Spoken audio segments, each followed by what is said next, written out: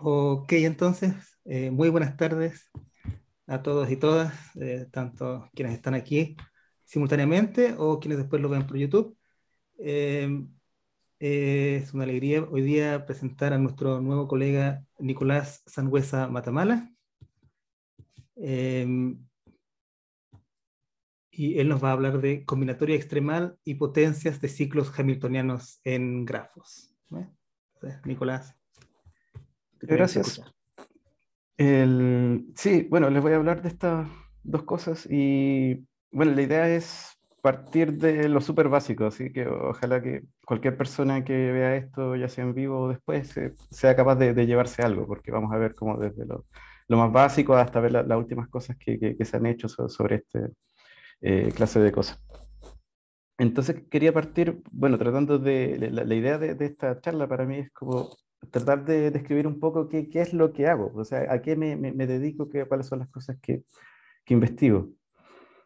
Y, bueno, en términos muy grandes, mi área de interés, bueno, es matemática, pero matemática, lo que se llamaría matemáticas discretas, o sea, matemáticas que se refiere a objetos discretos, estructuras discretas, finitas la mayoría de las veces, y que tiene que ver con cosas que tienen estructuras bien ordenadas.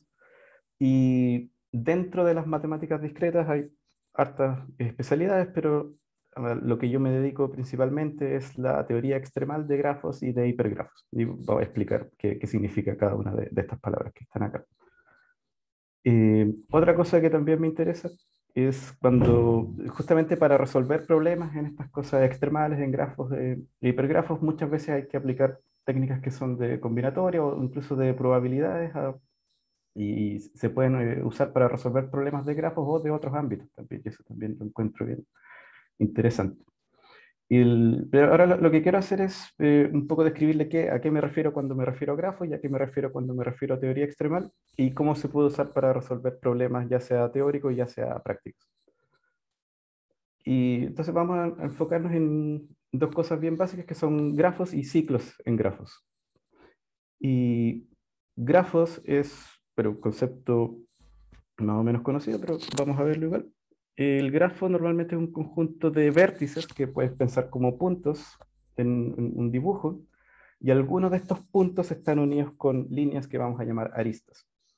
Entonces, como que eso es un grafo, y un grafo de una forma más abstracta se puede pensar como que está describiendo relaciones entre pares de elementos, como que tengo un conjunto de elementos y algunos de estos elementos forman pares que son interesantes y por lo tanto los uno. ¿Ok? Entonces el grafo consiste en la unión de todos estos pares que estoy considerando. Y el grafo, bueno, como objeto matemático es súper interesante, tiene hartos estudios que se hacen sobre él y también muchas aplicaciones, lo que lo hace bastante importante igual. Y bueno, aquí menciono algunas que puede usar para rutear tráfico, todo lo que sea una red, en el fondo se puede modelar como un grafo, entonces tiene todas estas aplicaciones. Aquí en el dibujo que está acá es una aplicación de teoría de grafos a estudios de sociología, donde tenemos puntos que representan como alumnos en un grupo curso y algunos de ellos son amigos, otros no, y eso representa un poco la estructura de este curso. Y como para motivar un poco de que estos grafos se usen, quiero dar un ejemplo súper concreto, súper reciente y súper relevante de cómo se puede usar grafos en la vida diaria. Entonces, como problema súper concreto, imaginemos que tengo un grupo curso, o sea, un grupo, por ejemplo, de algún curso universitario ficticio, con una cantidad de alumnos que es par. Y supongamos que eh, ocurre alguna pandemia, una situación imaginaria, y por esta pandemia queremos hacer una modalidad que sea semipresencial. O sea, queremos que algunos alumnos vayan a clase presencial a una sala y otros alumnos queremos que no. Y la idea es que, bueno, la idea es ver cómo dividir a estos alumnos en estos, en esta... Entonces, lo que queremos hacer es dividir el curso en dos partes. Bueno, como tenemos dos n alumnos y la sala tiene cierta capacidad, necesitamos que sea de tamaño n cada uno de estos grupos. Y que estos grupos, claro, se vayan alternando en forma de que vayan a las clases de forma separada, que estos dos grupos no se junten. Ahora, pensando en el contexto de la pandemia, nos podemos preguntar cuál es la mejor forma de hacer esto. ¿Ok? O sea, el grupo curso tiene una estructura y usando esa estructura quiero ver si hay una forma que sea mejor, mejor en términos de la pandemia. Y alguien podría decir, o sea, bueno, ¿cómo se hace eso?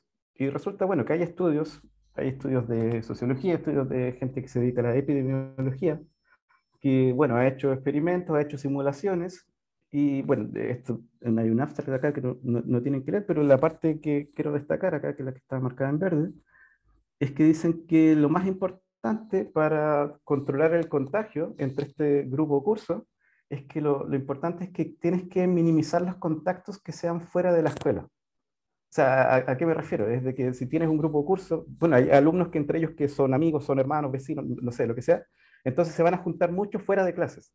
Entonces, si esos alumnos tú los pones juntos, bueno, si es que ocurre algún brote en alguno de estos cursos, es más difícil que se pase al otro.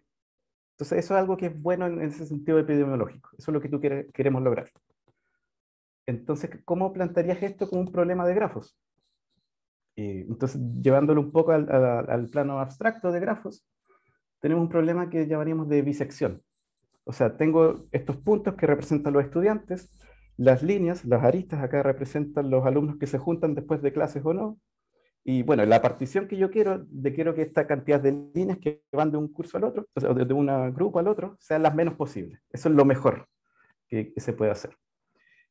Bueno, y el problema que ya vendría después es, ok, ahora, dado esta formulación en grafos, ¿cómo lo resolvemos? ¿Existe una forma de resolverlo o no? Y eso es un problema que no es fácil de resolver en términos algorítmicos, o sea, requiere algún esfuerzo hacerlo, pero existen implementaciones, y aquí, bueno, hay aquí una implementación reciente que tú puedes decir cuántos estudiantes tengo, cuántos grupos quiero, quién es amigo de quién, bueno, hay que recoger esa información, pero bueno, te da una partición de alumnos que tiene estas características. Entonces, aquí una implementación de grafos a una modelación y solución de un problema súper concreto, súper contingente. ¿Ok? Eso es solamente para ilustrar y motivar la importancia de los grafos. Ahora, eh, tal como este problema que acabamos de ver, los grafos sirven para modelar y solucionar muchos otros problemas. Y muchas veces la solución corresponde, bueno, toma un grafo que representa objetos, cosas que interactúan entre ellas, y la solución va a corresponder a encontrar alguna subestructura dentro de este grafo. Entonces, en el ejemplo pasado, la estructura que queríamos era, bueno, esta partición de vértices y las aristas era como las menos posibles. Me interesaba como este corte entre un lado y el otro. Pero a veces hay otras estructuras que son importantes también. Y lo que voy a hablar ahora es una estructura que es bastante importante sobre grafos que se refiere a los ciclos hamiltonianos. Entonces, ¿qué es un ciclo hamiltoniano en un grafo? Entonces, esto es un grafo, tengo puntos unidos por líneas, y un ciclo hamiltoniano es una secuencia de vértices, que, bueno, es un ciclo, voy a visitar todos los vértices y sin repetir. Y cada vez que yo tengo esta secuencia de vértices y tengo dos vértices consecutivos en este orden de vértices, quiero que exista una arista. ¿Ok? A eso me refiero que es un ciclo. Entonces, en este grafo de acá, este grafo tiene un ciclo hamiltoniano, y este grafo, bueno, el ciclo está formado por las aristas que están como el exterior de este dibujo. Si yo sigo los vértices en este orden como natural del reloj, digamos, tengo un ciclo hamiltoniano, visito todos los vértices y no me repito. Eso es un ciclo hamiltoniano en un grafo. Ahora, ¿por qué esto es interesante? Tiene bastante importancia, tiene bastante historia el estudio de ciclos hamiltonianos en grafos. Y bueno, que hay un ejemplo más o menos histórico, medio recreativo, pero importante igual, de que uno de los primeros estudios de ciclos hamiltonianos se originó con este problemita acá de ajedrez, que es un puzzle simpático. Tengo un tablero de ajedrez, tengo un caballo, y bueno, el caballo tiene ciertas reglas, se puede mover a algunas casillas y a otras casillas no. Y la pregunta es, si tomo un caballo, ¿puedo hacer que se mueva por todas las casillas sin repetir y visitarlas todas? Ese es un puzzle, el problema del viaje del caballo, se llama, el tour del caballo. Y se puede plantear en términos de ciclos hamiltonianos en grafos. Tú puedes definir un grafo donde los vértices son las casillas. Voy a poner una arista si es que el caballo puede viajar de una casilla a otra. Y la solución a este puzzle es un ciclo hamiltoniano en este grafo. E incluso hay aplicaciones incluso más artísticas, digamos, incluso más antiguas. Es uno de los primeros documentos donde se estudiaron ciclos hamiltonianos. Pero aquí una aplicación totalmente artística. Esto es un poema de la India del año 1300 antes de Cristo. Y bueno, aquí no se ve mucho, pero en la primera página hay una casilla con cuadrados, y esta casilla con cuadrados forman un poema, cada casilla tiene una sílaba, si no me equivoco, y la idea es que si tú visitabas estas casillas con este paseo como del caballo, te va formando un poema. ¿Ok? Entonces aquí tenemos una aplicación artística de ciclo hamiltoniano. Y yo lo encuentro súper interesante y bueno, y es bonito igual.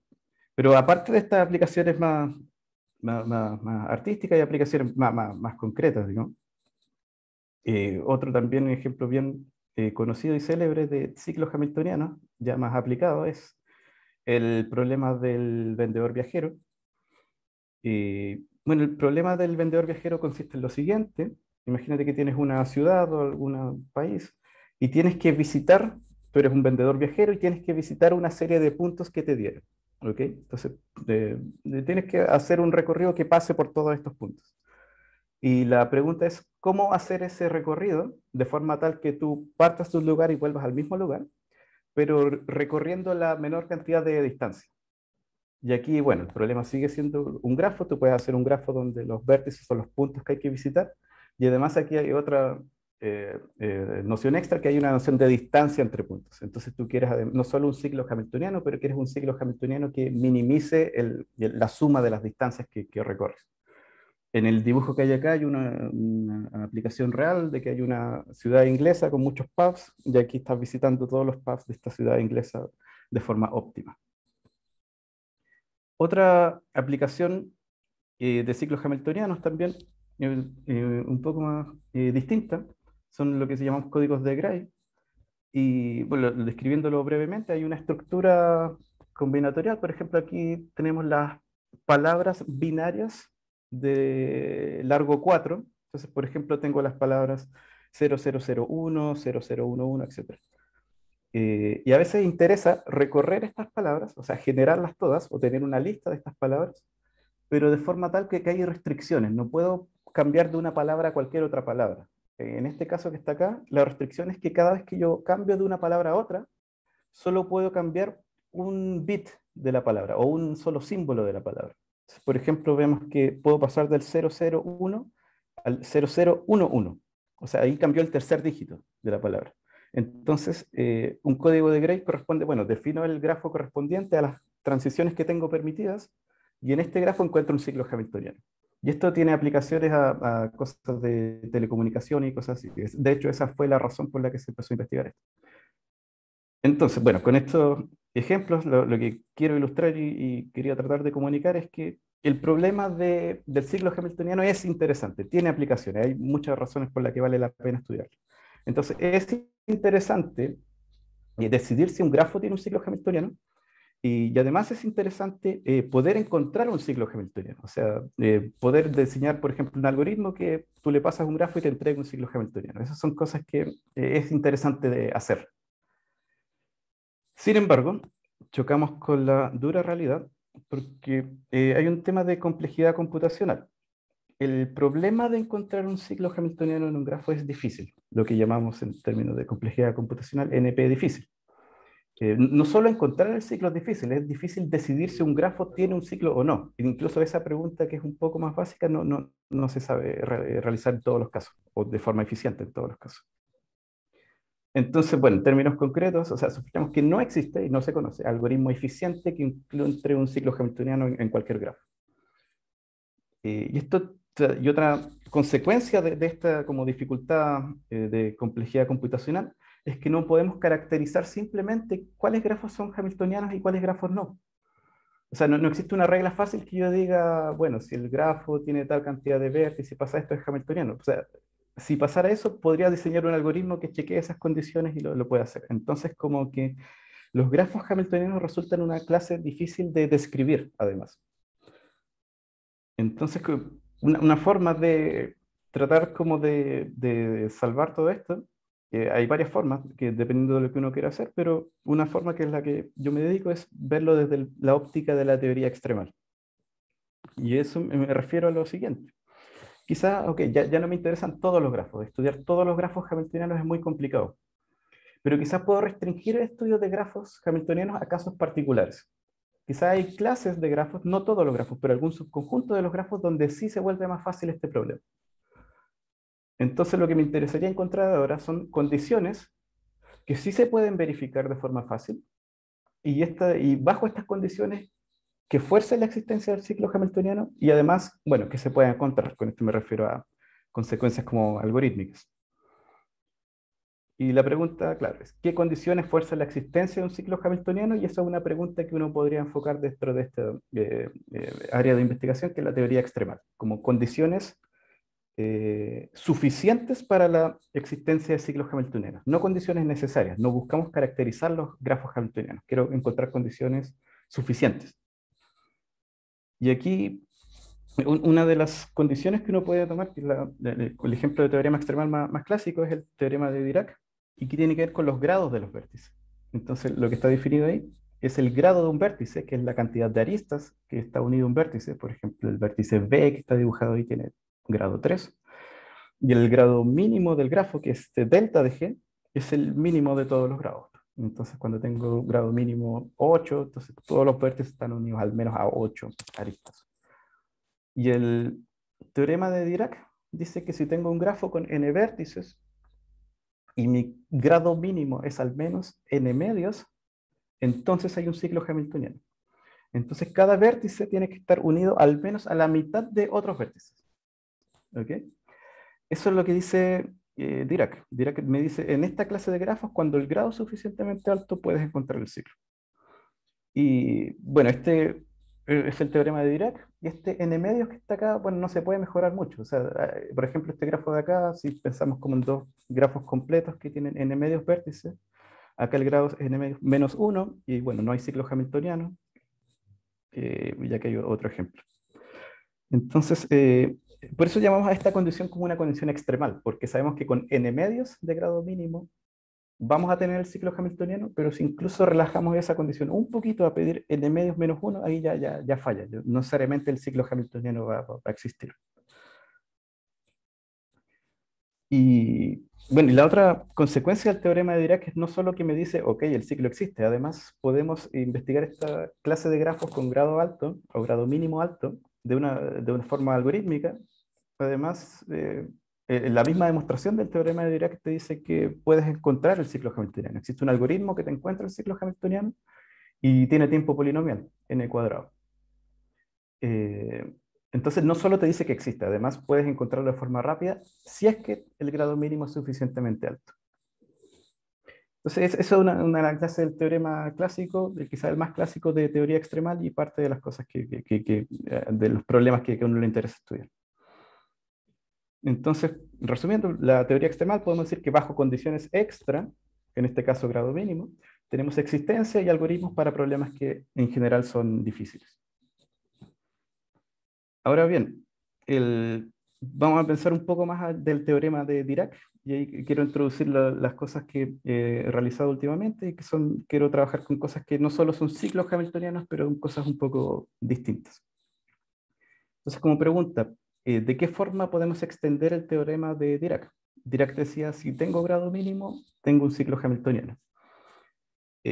Y bueno, quiero proponer dos formas en que este teorema quizás se puede mejorar. Quizás me interesa encontrar estructuras más complicadas, no solo ciclos hamiltonianos, pero otra estructura que sea más complicada de un ciclo hamiltoniano. Vamos a ver ejemplos de esto. Y también quizás puedo relajar las condiciones.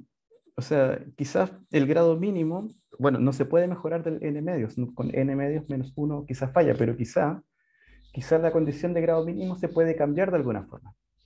Y también vamos a ver un ejemplo de condición que uno puede pedir acá. Entonces vamos a empezar con las estructuras más complicadas. Y una estructura más complicada, que es la que quiero hablar principalmente, son potencias de ciclo. Entonces cada potencia de un ciclo es un ciclo, y en un ciclo que además vamos a agregar aristas que están a distancia k en el ciclo. Entonces, si k igual 1, tengo el ciclo originalmente. Si k igual 2, voy a agregar estas aristas que dibujé ahora. Y ahí la idea es que los vértices que estaban a distancia 2 originalmente en el ciclo, ahora van a estar unidas por una arista. Y a potencia de ciclo además le llamamos el cuadrado del ciclo, porque es la potencia 2 del ciclo. Y este dibujo de acá es el cubo del ciclo. Y así uno puede agregar más y más aristas y hacer las potencias del ciclo. Entonces, el cuadrado del ciclo o las potencias del ciclo son estructuras que son más complicadas que un ciclo. Y la idea sería estudiar estos ciclos, pero potencias de ciclos hamiltonianos en grafos ahora. Eso es lo que nos interesaría estudiar.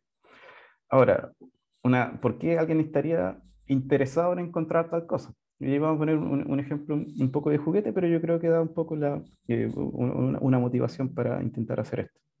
Sí, imagínate que tienes que tomar remedios, tienes que tomar una pastilla, justo tienes que tomar 24 pastillas y tienes que tomarlas uno en cada hora del día. Entonces me tomo uno a las 1, otro a las 2, otro a las 3, etc. Lo importante es decidir el orden en que tengo que tomar estos remedios.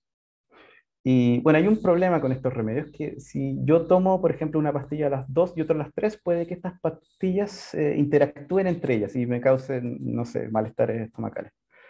Entonces, si tomo algunas pastillas con 1 hora de diferencia o otras pastillas con 2 horas de diferencia o menos, va a causar problemas. ¿Ok? No todos los pares de pastillas tienen eso, pero hay algunos pares de pastillas que entran en conflicto si los tomo muy seguido.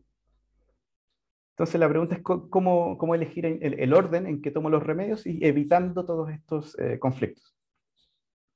Y bueno, usando grafos hay una solución. Podemos hacer un grafo con los remedios. Entonces tengo 24 vértices. Y voy a hacer una arista si es que los remedios entran en el conflicto cuando los tomo muy seguido, con 2 horas de diferencia. ¿Ok? Entonces este es el grafo de conflictos. Entonces ahora lo que quiero es un orden que evite los conflictos. Entonces puedo considerar el grafo que es el grafo complemento. El grafo complemento lo que haría sería ver las aristas que no están en el grafo G, exactamente las que no están en el grafo. Y en este grafo G debería encontrar el cuadrado de un ciclo hamiltoniano, porque así si tengo dos remedios seguidos o no tan seguidos, van a estar separados al menos por 2 horas. Y eso me va a dar un orden que es bueno y que me sirve para tomarme estos remedios. Entonces, en un dibujo, lo que estaría haciendo algo así, por ejemplo, tengo el remedio A, el B, el C, el D, el E. Algunos pares entran en conflicto, por ejemplo, acá el A entra en conflicto con el D, etc. Y quiero evitar las aristas rojas, entonces me paso al grafo complemento, que está marcado acá en azul. Y en estas aristas azules encuentro el cuadrado del ciclo hamiltoniano. Entonces ahora elijo los vértices o los remedios en este orden y me voy a poder tomar estos remedios sin ningún problema. Entonces aquí tenemos ya una aplicación de cuadrados de ciclos hamiltonianos. Bueno, y esta aplicación es un poco ficticia, pero lo que quiero transmitir con este ejemplo es que el ciclo hamiltoniano te garantiza que cada par de vértices consecutivos tiene esta relación, pero cuando tengo cuadrados de ciclos hamiltonianos, además controlo las interacciones a distancia 2. Entonces aquí controlo que el B con el D no entren en conflicto, etc. Entonces, esa es una motivación para estudiar esta clase de objetos. Bueno, igual que antes, las potencias de ciclos hamiltonianos son más complicadas que ciclos hamiltonianos y es un problema que es difícil algorítmicamente, el mismo problema que teníamos en el caso de los ciclos hamiltonianos nomás. Pero si el grado mínimo es alto, tenemos potencias de ciclos hamiltonianos, esto es algo que se conoce, y tenemos el teorema de Komlov, Sarkozy y Semeredi, y ellos dijeron que si el grado mínimo es 2n tercios, entonces tengo el cuadrado de un ciclo hamiltoniano. Entonces tengo que subir al grado mínimo, pero ok, existe una forma de que si el grado mínimo es suficientemente alto, tengo esta estructura más complicada que es el cuadrado de un ciclo hamiltoniano. Entonces, eso es lo que quería contarles sobre estructuras más complicadas y ahora veamos un poquito condiciones más débiles. O sea, aparte del grado mínimo, hay condiciones que podemos considerar. Y ahí es un poco más delicado, pero existen condiciones que no tienen que ver con grado mínimo y aún así garantizan la existencia de ciclos hamiltonianos. Entonces, un ejemplo, hay otros, pero este es un ejemplo que quiero dar, podemos dar condiciones en la secuencia de grados de un grafo. Y con esto me refiero a lo siguiente, un teorema de Poisson del 62. Él dice, toma los vértices de tu grafo, son n, entonces ordeno B1, Bn, y los ordeno por su grado, entonces los ordeno de menor a mayor. ¿Ok? Entonces primero el vértice con el grado más chico, el segundo vértice con grado más chico, etc. Y no voy a pedir una condición de grado mínimo, pero voy a pedirle una condición distinta a cada vértice dependiendo de su orden.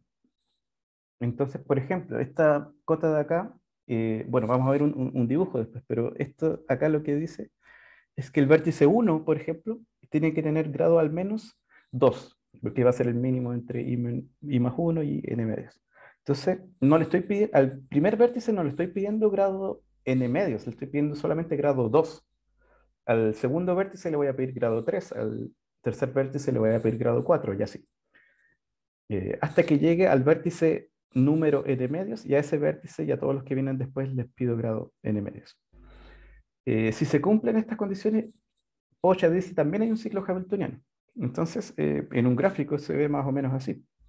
Ordeno los vértices en el eje X y en el eje Y tengo el grado que me está pidiendo cada uno de estos teoremas. Entonces, el teorema de Dirac dice que cada grado, el grado mínimo, por lo tanto todos los grados, tienen que superar esta línea horizontal del n medios. Pero en cambio Pocha dice, no, los vértices con grado más chicos pueden ser muy chicos. Puede tener un vértice de grado 2, un vértice de grado 3, y solo tienes que estar bajo esta curva, esta línea como que dobla así. Entonces es una mejora. Esto implica el teorema de Dirac. No todos los vértices tienen que tener grado n medios. Pues podemos hacer esto de forma un poco más eficiente. Entonces, esto sería una forma de mejorar las condiciones de grado mínimo. Y bueno, lo que les quería comentar es que podemos combinar estas dos cosas. Podemos ver la existencia de estas estructuras más complicadas, potencias de ciclos, cuadrados de ciclos, usando estas condiciones más débiles. Por ejemplo, las secuencias de grados en lugar del grado mínimo. Y este es un resultado que demostramos este año. Entonces, lo que dice acá, tengo una secuencia de vértices, grafo en n vértices ordenados por su grado. Acá hay una fórmula, vamos a ver el dibujo, después conviene mejor ver el dibujo que tratar de ver esta fórmula. Pero si tu grado o tu secuencia de grados, ordeno los vértices por grado y supero esta fórmula que está acá, entonces el grafo tiene el cuadrado del ciclo hamiltoniano. ¿Ok? Entonces es un resultado como el teorema de Pocha funcionaba para los ciclos hamiltonianos. Este es un resultado como Pocha, pero para los cuadrados de ciclos hamiltonianos. Y esto, bueno, resuelve una pregunta de Balog, Kotoshka, Treblon, que resuelve conjeturas de gente importante. Y además, bueno, tenemos el cuadrado del ciclo hamiltoniano, pero además las potencias del ciclo hamiltoniano. Entonces puedo tomar el cubo, la potencia 4, etcétera. Y para cada potencia del ciclo hamiltoniano tenemos una condición de este estilo también. Y bueno, acá mejor ver el dibujo para entender esta fórmula de acá, pero en el fondo está pasando algo así. Tenemos este K-1 sobre Kn. Esta es la condición de grado mínimo del teorema que cité hace un poco antes. Este es el teorema que me dice, si tengo este grado mínimo, ¿cómo lo saco si se merece? Y me dicen, existe la potencia del ciclo hamiltoniano. Y nosotros lo que decimos, bueno, los primeros vértices pueden tener un grado más bajo también. Entonces hacemos una mejora de este estilo. En lugar de enfocarnos en el grado mínimo, nos enfocamos en la secuencia de los grados. Y, pues, además podemos estudiar estas potencias de ciclos hamiltonianos en una setting que es un poco más general y bueno, es un poco más técnico, pero vamos a tratar de verlo un poco más. Claro, y además tenemos resultados de tipo algorítmico, de que en estas condiciones, cuando tenemos el grado, o estas condiciones de secuencia de grado o grado mínimo, además podemos encontrar esta potencia de ciclos de forma polinomial. No es tan eficiente el algoritmo, pero es polinomial, y eso es algo que no se sabía en grafos generales. Entonces, si tengo esta condición de grados, además existe un algoritmo que es aleatorizado, pero el tiempo esperado es polinomial y te encuentra esta potencia de ciclo hamiltoniano. Entonces tenemos estos resultados que podemos encontrar las potencias de ciclos y además algoritmo que encuentra las potencias de ciclos. Esto no vale en grafos generales, pero para estos grafos, con estas condiciones extrañas de grado, los podemos encontrar. Y además, podemos encontrar estas potencias de ciclos en otras situaciones, que no necesariamente son de grado mínimo o de secuencias de grados, pero son un poco distintas. No tengo el tiempo para describirlas con tanto detalle, pero, por ejemplo, si tengo un grafo que es partito, o sea que el grafo, los vértices se dividen en conjuntos y solo hay aristas entre conjuntos distintos, y tengo suficiente cantidad de aristas, también podemos encontrar potencias de ciclos. Eh, Otra situación donde podemos encontrar esto son cuando el grafo no tiene una condición de grado mínimo, pero tiene una condición de ser más o menos pseudo-aleatorio. O sea, me refiero de que el grafo se pareciera a un grafo que si yo hubiese generado de forma al azar, que es una condición un poco extraña, pero como que es una condición bastante distinta a la condición de grado mínimo. Y bueno, eso responde preguntas o demuestra resultados que ya habían demostrado otras personas que están nombradas acá, y otras más. Y bajo estas condiciones, otra cosa que podemos hacer, que no solo entendemos la existencia de ciclos hamiltonianos o las potencias de ciclos hamiltonianos, pero además podemos decir algo incluso más general para otra clase de grafos. Por ejemplo, y la condición acá importante es que el grafo sea coloreable con una cantidad de colores fija. Es una condición un poco extraña quizás, pero eso es lo que podemos manejar. Hay otras condiciones sobre esta familia de grafos que tienen que cumplir, pero lo importante o lo más restrictivo es que sean coloreables. Por ejemplo, si conocen la familia, por ejemplo, de árboles, un árbol es un grafo que es dos coloreable, y si tú me pasas un árbol que tiene n vértices y tiene grado acotado, cada vez que yo te encuentro un ciclo hamiltoniano, también te puedo encontrar una copia de ese árbol, esencialmente. Entonces, aparte de ciclos, podemos trabajar con los grafos que son dos coloreables o tres coloreables, etcétera, que es una condición un poco más general también. Podemos encontrar otros grafos que no solo son ciclos. Entonces, bueno, tratando de recapitular un poco, bajo condiciones débiles, por ejemplo, condiciones de secuencias de grados, entonces condiciones más débiles que grado mínimo, en un grafo, bajo estas condiciones podemos encontrar potencias de ciclos en grafos, en muchas condiciones distintas. Y además podemos encontrar otros grafos que también son K-coloreables. Y además podemos encontrarlo de forma algorítmica, o sea, tenemos un algoritmo que funciona en estas clases de grafos y podemos encontrar estas estructuras.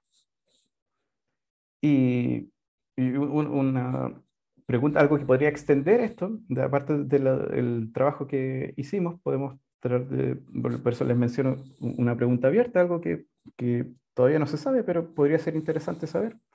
Es que ahora yo les dije, bueno, entendemos las potencias de ciclos, entendemos grafos que son K-coloreables de grado acotado, pero son grafos que tienen una estructura bien rígida. Esta es una pregunta que es bastante interesante, según yo, y es algo que no se conoce. Si yo tuviese un grafo en n vértices y tiene grado máximo K, o sea, ningún vértice está unido a más de K aristas, y tengo un grafo H, y este grafo H tiene grado mínimo, que es muy alto, y ese es una cota inferior que depende de K. La pregunta es si esta condición es suficiente para que el grafo G, que es el grafo con grado máximo acotado, sea subgrafo del grafo con grado mínimo acotado. Entonces me interesa entender la existencia no solo de potencias de ciclos o otras familias, pero de estos grafos generales que están definidos por su grado máximo. Y esto no se sabe, no se sabemos casi nada de esta conjetura, sabemos para K igual 1, 2, 3, nada más que esto. Entonces, bueno, hay una pregunta interesante que sería lindo ver resuelta. Y y en resumen, tratando de resumir todo lo que les he mencionado, lo que quiero decir es que encontrar estructuras en grafos es un problema útil e interesante. Con estructuras en grafos me refiero, claro, como ciclos hamiltonianos u otras cosas así. Con encontrar, acá me refiero a decidir si existen o no y además encontrarlas algorítmicamente. Y son útiles e interesantes, tienen aplicaciones a la vida real y también tienen aplicaciones un poco más teóricas, y ambas cosas son interesantes. Una forma de atacar esta clase de problemas es usando la teoría extremal de grafos, controlar otro parámetro, por ejemplo el grado mínimo, por ejemplo las secuencias de grados, y ver si esas condiciones nos entregan estructuras como ciclos. Eh, Entendemos cada vez más la existencia de subgrafos como ciclos hamiltonianos, como las potencias, eso lo entendemos bastante bien, cada vez mejor, y aún así hay muchas preguntas abiertas, entonces hay harto que todavía se puede seguir investigando. Eso es todo lo que tenía para ustedes y muchas gracias por escucharme. Súper. Muchas gracias, Nicolás. ¿Hay alguna pregunta por parte de la audiencia?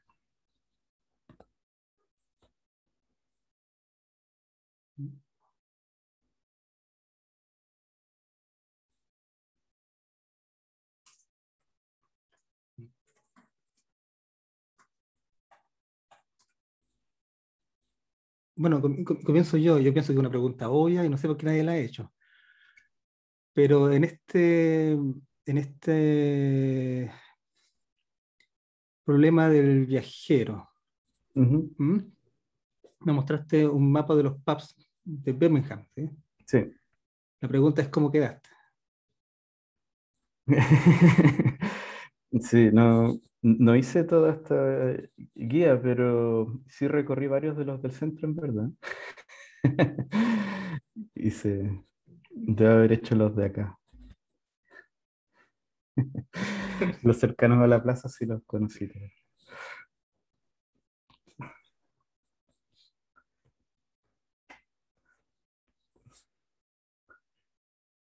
Bueno, y quizás otra, un poco Me más permi- científica. Ah, perdón, Rodolfo, sí. perdón, sí, no, si me permitís una pregunta. Sí, Nombraste los grafos pseudo aleatorios, pero sí. en ese caso, ¿qué tipo de resultados se consiguen? ¿Son resultados en probabilidad? Porque, digamos, supongo que si es pseudo aleatorio no puedes tener un teorema que te diga bajo tales condiciones será tal cosa, o sí puedes llegar a tenerlo. Sí, sí, es que, bueno, no lo definí, pero un grafo pseudo aleatorio no es una instancia de un proceso aleatorio, sino que es un grafo fijo. Pero este grafo como que captura propiedades que uno esperaría en un grafo aleatorio. Y Ah, ok. con eso me refiero a lo siguiente, o sea, por ejemplo, si yo hiciese un grafo aleatorio, una forma de hacer un grafo aleatorio es que tengo un par de vértices y cada arista, no sé, tiro una moneda y pongo la arista con probabilidad un medio o no la pongo con probabilidad un medio. Algo que cumple esa clase de grafo es que si yo veo un conjunto de vértices, bueno, l- más o menos la mitad de las aristas estarían presentes. Y como en Esperanza está la mitad de las aristas, lo que uno ve en esa clase de grafos es que cada conjunto de vértices tiene más o menos la mitad de las aristas. Entonces uno define la clase de grafos pseudo-aleatorios, por ejemplo, diciendo, tomo un grafo con esta propiedad, con esta última propiedad, que todo conjunto de vértices vea la mitad de las aristas.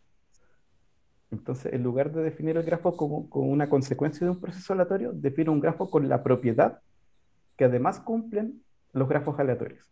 Y solo Perfecto. basado en esa propiedad uno trata de deducir propiedades. Ya, Eso ya. es un poco lo que sucede. Bueno, y uno puede definir familias de grafos explícitas, no mediante procesos aleatorios, pero que cumplen esta propiedad y uno empieza a deducir cosas de estos grafos.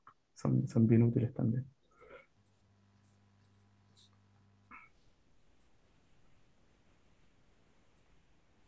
¿Christopher, tienes que preguntar algo? Sí, yo quería preguntarle a Nicolás si en la teoría extremal también se estudian otro tipo de propiedades que no necesariamente tengan que ver con la contención de estructuras. O sea, tú aquí nos hablaste de grafos que contenían ciclos hamiltonianos o potencia de ciclos hamiltonianos, pero Sí. por ejemplo, si yo quiero encontrar una condición suficiente para, por ejemplo, grafos que sean, los grafos en particular que a mí me interesan, que son los grafos geométricos, es decir, que yo pongo los puntos en un espacio geométrico y dos puntos están relacionados si es que están a una distancia menor o igual que. Ujú. Eh, entonces, menor o igual que algo, ¿ok? A eso me refiero. Entonces, ya, esos grafos no necesariamente contienen una estructura, pero sí tienen una característica, ¿no? Ujú. Entonces, la pregunta es si hay estudios del tipo extremal para esas familias de grafos. Sí, o sea, con esta familia que tú me describes, no conozco tanto, pero viéndolo de otra forma, que sea un poquito distinta, hay preguntas que uno puede hacer, o sea, como que el sabor que tienen todas estas preguntas es como, si fijo un parámetro, ¿cuál es el valor máximo que puedo tomar de forma de controlar otro parámetro? Entonces, en este caso era, no sé, pues el grado mínimo versus ciclo o no ciclo. Y yo podría decir, por ejemplo, yo podría definir para cualquier grafo, de hecho creo que se conoce, yo tengo un grafo y puedo definir, por ejemplo, la dimensión de un grafo, que es como, no sé, pues el RD con el D más chico posible que el grafo se puede meter geométricamente acá. Entonces a alguien le podría interesar los grafos con dimensión acotada o dimensión baja. Y alguien podría estudiar, por ejemplo, si yo tengo un grafo, no sé, con grado máximo delta, ¿puedo acotar la dimensión del grafo en términos del grado? Ya, ok. Esa sería una pregunta extremal en esta otra clase de parámetros. Ya, ya, Y ya. eso es interesante también de estudiar. Pues hay problemas en esta dirección también. Ya, ya. Interesante. Gracias.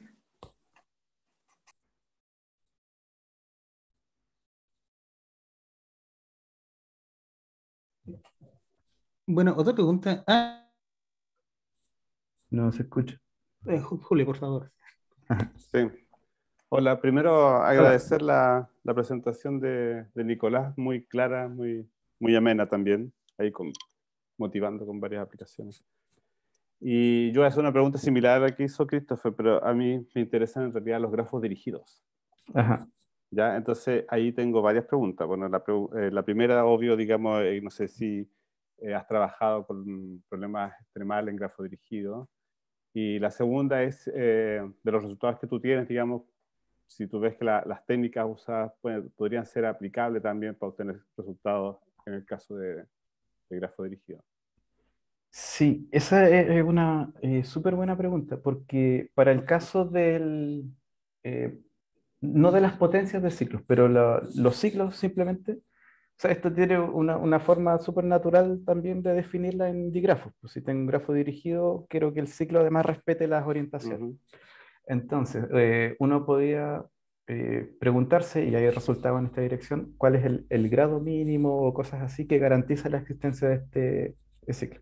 Y ahí hay que, bueno, uno define el grado mínimo de una forma un poco distinta, porque podría pedir que de cada vértice salgan muchas aristas o que entren muchas aristas. Existen resultados para todas las combinaciones que uno pueda querer. Y para el caso del ciclo hamiltoniano se conoce más o menos bien. Pero para el caso de las potencias de ciclos hamiltonianos, uno también podría definirlas. Digo, tomo los vértices, agrego aristas, bueno, si son consecutivas, la flecha hacia allá, pero además si tengo que estar a distancia 2, también la flecha hacia adelante. Eso sería una potencia del ciclo dirigido. Y ahí se conoce casi nada.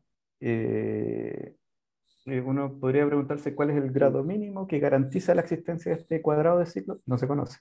Eh, se conocen resultados de este estilo si es que el digrafo en cuestión es un torneo. Uh-huh. Un torneo, claro, cuando tengo todos los pares y alguna dirección. Ahí se conoce un poco más. Ahí se sabe un poco más de características, de grados, cosas así que muestran la existencia de estas potencias de ciclo. Pero en digrafos generales con grado mínimo se conoce muy poco. De hecho, es un problema abierto. Encontrar el cuadrado de este ciclo dirigido. No se sabe. Sí, porque en el caso, bueno, en el caso del ciclo hamiltoniano, ¿no es cierto? Hay una versión dirigida, como dices tú, para Sí. ciclos hamiltonianos, que se reemplaza el n medio por la suma de los grados de entrada y grados de Sí. salida, ¿no es cierto?, de n medio, Sí. y la cosa más o menos funciona igual. Entonces uno esperaría que a lo mejor algunos de los resultados que tú mostraste, digamos, se podría pensar en extender, pero al caso dirigido, pero no sé, por eso te preguntaba, digamos, si las técnicas Sí. podrían funcionar, digamos. Sí, sí, o sea, como tratando de resumir, casi todos los resultados se extienden al caso dirigido en el caso de ciclos hamiltonianos. Ahí sabemos mucho, pero para las potencias, nada, o casi nada. Así que eso es interesante también, ¿verdad?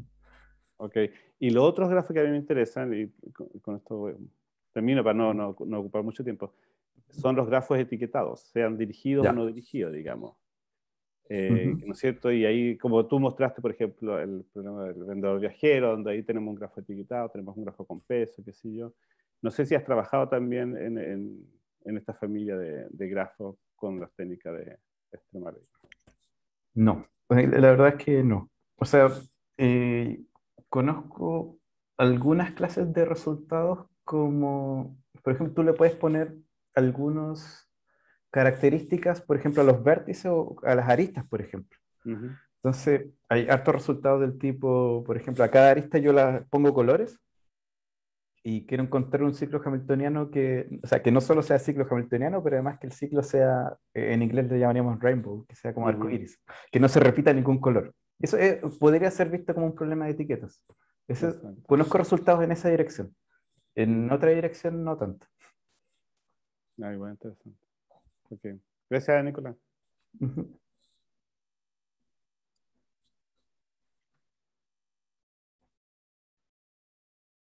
Profe, yo tengo una duda igual. Adelante. En realidad quería preguntar si desde su área te abarcan problemas de este estilo, como de la teoría extremal, pero usando también teoría espectral de grafos. Saludos matrices. Eh, sí, o sea, de hecho, justamente, de hecho lo que preguntaban antes, hace un rato, a ver si lo puedo llegar a ver acá, que les hablé en un momento de grafos pseudoaleatorios. Resulta que el estudio de grafos pseudoaleatorios, eh, hay varias formas de hacerlo, como estas propiedades, como de decir que todo conjunto tiene cierta cantidad de aristas, ¿ok? Pero existe otra forma también de estudiar grafos pseudoaleatorios que tiene que ver con los valores propios de la matriz de adyacencia del grafo. Y eso es súper curioso también, como que controlando estas propiedades de la matriz, uno obtiene propiedades sobre la pseudoaleatoriedad del grafo. Eh, es una teoría súper bonita igual, pero ahí hay una aplicación súper bien como directa del estudio espectral sobre los grafos, y justamente tiene que ver con la pseudoaleatoriedad. Eso se conoce y se ha estudiado harto en el caso de grafos pseudoaleatorios.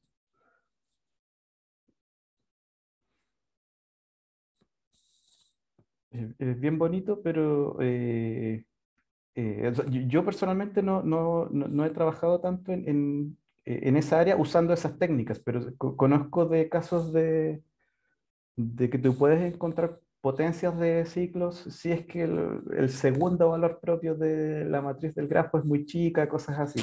Existen resultados de ese estilo. Yo no he trabajado en eso, pero sé que existen y sé que se pueden usar.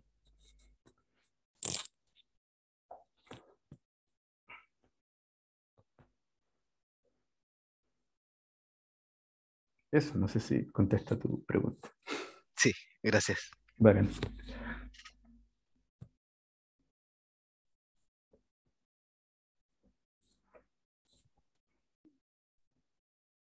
Bueno, quizás otra cosa que me da curiosidad, tú nos hablas de algoritmos aleatorizados, Sí. a pesar de que el problema original no es realmente, no viene con aleatoriedad. ¿Mm? Sí. ¿Dónde la metes la aleatoriedad? Claro, aquí yo hablaba de, aquí por ejemplo, algoritmo aleatorizado. O sea, la aleatoriedad está, bueno, acá el resultado no es aleatorio, el aleatorio es el tiempo en que nos demoramos. Y el tema es que, eh, describiéndolo así muy vagamente, pero para construir este ciclo hamiltoniano tengo que encontrar estructuras más chicas que voy a ir pegando de a poco y esas van a ser un ciclo hamiltoniano. Eh, y la forma en que nosotros demostramos la existencia de estas estructuras es mediante un argumento que es probabilista. Es decir, por ejemplo, necesito un conjunto de vértices que tiene tal propiedad. Y la forma en que yo lo demuestro es, digo, bueno, tomo un conjunto al azar y este conjunto al azar cumple esta propiedad. Entonces, si es por demostrar la existencia, es, ok, aquí está, la existencia está lista y con eso la existencia está determinada. Pero si lo quiero transformar en un algoritmo, tengo que reemplazar ese paso donde encuentro el conjunto al azar por un algoritmo que encuentre determinísticamente este conjunto. Entonces, una forma de hacerlo es, bueno, escojo un conjunto al azar, si me sirve, continúo, si no me sirve, escojo otro, y ahí tienes un paso aleatorio. Existen técnicas que te permiten desaleatorizar algoritmos. Y la mayoría de nuestros pasos sí se podrían hacer, hay unos pasos que no estamos seguros. Entonces, no quiero decir que tengo un algoritmo completamente determinista que lo hace, porque eso involucraría un poco más de trabajo, pero al menos la forma que tenemos te da el algoritmo aleatorio con estas características. Súper. Ujú.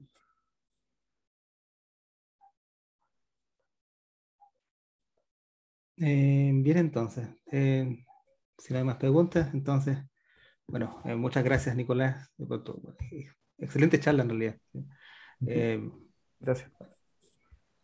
Así que desde aquí nos Aplaudimos. aplaudan si pueden. Gracias. Con un bonito, no sé. Así que aquí nos despedimos por hoy. ¿Sí? Que estén muy bien. Chao, entonces, Ok. gracias. Chao, Chao, chao. saludos, que estén Chao, bien. muchas gracias. Chao, que estén bien. Chao, chao.